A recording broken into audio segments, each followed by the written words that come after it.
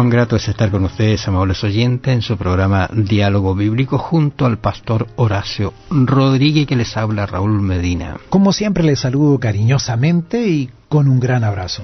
Bueno, seguimos conversando esto, ¿debe oírlo el mundo entero? Hemos visto que hay solamente un nombre que se da, también que tiene que conocerse de algo de él, y Dios, para quienes nunca lo han conocido, Dios ha puesto en ellos algún pensamiento de él, y que el universalismo existe siempre y cuando nosotros tengamos, y pluralismo existe siempre y cuando nosotros creamos en Dios. Pero aquí hay un concepto de gracia que vamos a hablar hoy día, que es maravilloso. Y es interesante lo que dice Juan 3:17, ¿eh? Nosotros generalmente sabemos de memoria Juan 3:16. 3:17 dice, porque no envió Dios a su Hijo al mundo para condenar al mundo, sino para que el mundo sea salvo por él. Ahora, si tú miras a el Juan 3:16, ¿no es cierto?, también habla de un mundo, porque Dios va a salvar a todo el mundo, bajo el concepto de creencia, sí, pero mira este texto que es interesante. Porque no envió Dios al Hijo, a su Hijo al mundo, para decirle ustedes están perdidos, no tienen salidas, no hay solución. No, justamente todo lo contrario, sino para que el mundo, y este mundo que aparece acá, ¿no es cierto?, este cosmos, todo, sea salvo, pero por Él. Y volvemos a esta idea, te fijas, Él, y cuando decimos Él, entonces tenemos que ir a ver un poquito qué dice Él acerca de, porque Él es el que nos va a dar la salida y el camino. Y creo que algo que también debemos subrayar es que esta salvación es por gracia, o sea, no es por méritos. Fíjate, estaba pensando cuando tú haces un regalo para fin de año, para un cumpleaños, tú tienes un motivo para hacerlo. Esa persona está de cumpleaños, pero el Señor, para salvarnos, solamente la única motivación es el amor. No hay nada en nosotros. Entonces es por gracia, es únicamente porque Él lo quiso así. Nosotros no podemos exhibir absolutamente nada en nuestro favor. No podemos decirle, Señor, mira, yo me porté bien. Bueno, aunque nos portemos bien, eso no significa que vamos a ser salvos. ¿Por qué? Porque hemos pecado. Entonces yo en algún momento pequé, y si pequé merezco la muerte. Entonces ahí entra lo que se llama la gracia de Dios. Dios me perdona por gracia, Él me da la salvación, y yo necesito esa gracia todos los días. No sé si tú podrías decir, o alguien mejor dicho, podría decir, hoy día no cometí ningún pecado, desde que me levanté hasta que me acosté, no he tenido ningún mal pensamiento, absolutamente nada, anduve impecable. Bueno, cuando lo está diciendo ya está cometiendo un pecado. Está mintiendo. Mira, no sé si tú has escuchado la palabra indulto. Es una palabra que significa mucho, sí, pero que de alguna manera se asocia a este concepto de gracia. Correcto. El indulto no lo merece una persona, la gracia tampoco la merece, pero la tenemos a nuestra disposición.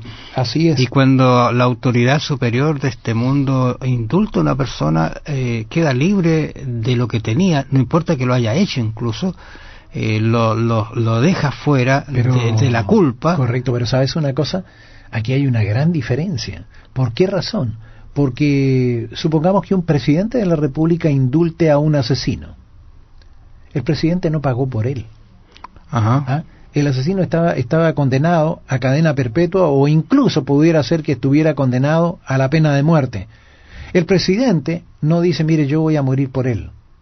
Él le da el indulto, él lo perdona, pero él no pagó por él. Él no pagó, y en este caso, por eso es que cuando uno aprende lo que es el concepto de gracia, qué es lo que hay detrás, la persona entra en un estado, voy a decir así, de convicción de que lo que hizo fue tan grave que no tenía remedio, pero que alguien pagó ese precio, ¿no es cierto?, lo que yo merecía, para que yo fuera libre, para que yo no fuera condenado, y ese camino se abre ante mí.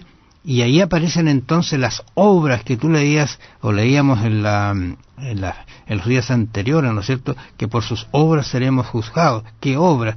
Esas que nosotros tenemos que hacer espontáneas porque recibimos la gracia, porque recibimos la salvación. Y entonces no nos vamos a hacer cuestionamiento ni de los mandamientos ni de esto otro, porque cuando hablamos de una conducta, de una ley, decimos que bueno, Señor, que tú nos dejaste la forma de vivir, de relacionarnos entre nosotros y entre ti, para tener una vida que lleve a la salvación.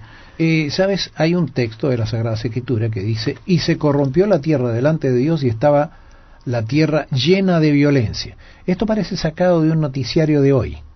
Y sin embargo, esto ocurrió antes del diluvio. Génesis capítulo 6, versos 11 en adelante. Esto podríamos aplicarlo perfectamente al día de hoy.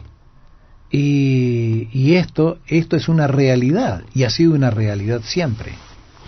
Ahora se corrompió, y Romanos hablando, y yo le pediría a usted, amable oyente, que se leyera el libro de Romanos, especialmente los primeros capítulos, porque aborda un tema bastante fuerte, pero él da una solución. Por ejemplo, 3:23 dice: por cuanto todos pecaron y están destituidos de la gloria de Dios. Ese es el concepto que uno debe entender. Nunca nos creamos o nunca digamos que estamos salvos, que ya no necesitamos más, como tú decías, o el universalismo que dice, bueno, al final todos se van a salvar, no importa lo que estemos haciendo, Dios es un Dios de amor. Cuidado con eso, porque cuando uno reconoce la condición de pecador, o cuando uno reconoce la condición de enfermedad que tiene, recurre a un médico para que el médico lo sane. Bueno, aquí el médico es nada menos que Jesucristo, quien ya pagó la deuda, que ya pasó por eso y nos tiene una salida maravillosa. Por eso que el ser humano necesita la gracia. Claro que sí. En 2 de Tesalonicenses, capítulo 2, verso 12, dice: a fin de que sean condenados todos los que no creyeron a la verdad. Y es interesante lo que dice a continuación: sino que se complacieron en la injusticia. O sea, no solamente no creyeron la verdad, sino que ellos se gozaron en aquellas cosas que la Biblia dice claramente que son pecado. El ser humano necesita la gracia, tú perfectamente lo lees, pero fíjate, Romano vuelve a esta idea 1:18, Romano dice: porque la ira de Dios se revela desde el cielo contra toda impiedad.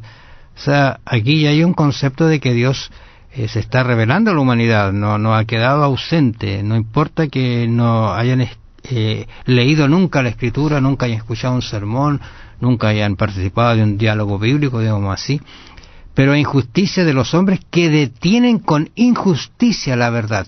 O sea, te fijas, estos conceptos son clarísimos. Hay un lineamiento en el cual Dios va a juzgar a todos los seres humanos, y ese es por su ley. Y Apocalipsis también revela algunos otros textos. Apocalipsis 21:8, como decíamos, y los cobardes, ¿no es cierto?, no van a entrar. ¿Por qué? Porque ellos no aceptaron la gracia, no aceptaron lo que Dios gratuitamente entregó y dio. Y, ¿sabes? Es interesante notar también lo que dice Apocalipsis 22:15, mas los perros estarán afuera. Alguien podría aplicarlo o podría leerlo esto en forma literal. Y fíjate lo que dice a continuación: los hechiceros, los fornicarios, los homicidas, los idólatras y todo aquel que ama y hace mentira. Aquí, cuando habla de perro, era un símbolo de todo lo salvaje y sucio. Nadie que haya observado los perros que pululan por los barrios de las ciudades orientales se sorprenderá del desprecio y disgusto cuando se los menciona. A eso se está refiriendo a personas que tienen ciertas características semejantes. Bueno, vamos a seguir conversando, y usted tiene mucha opción de ver estos temas para aplicarlos a su vida y entregarlos al mundo que a usted lo rodea. Bendiciones, nos encontramos mañana. ¿De qué manera puede personalmente aprender mejor a revelar su gloria a un mundo moribundo? ¿Qué debe cambiar en su vida para hacer esto? Piénselo. Que el Señor le bendiga. Será hasta mañana.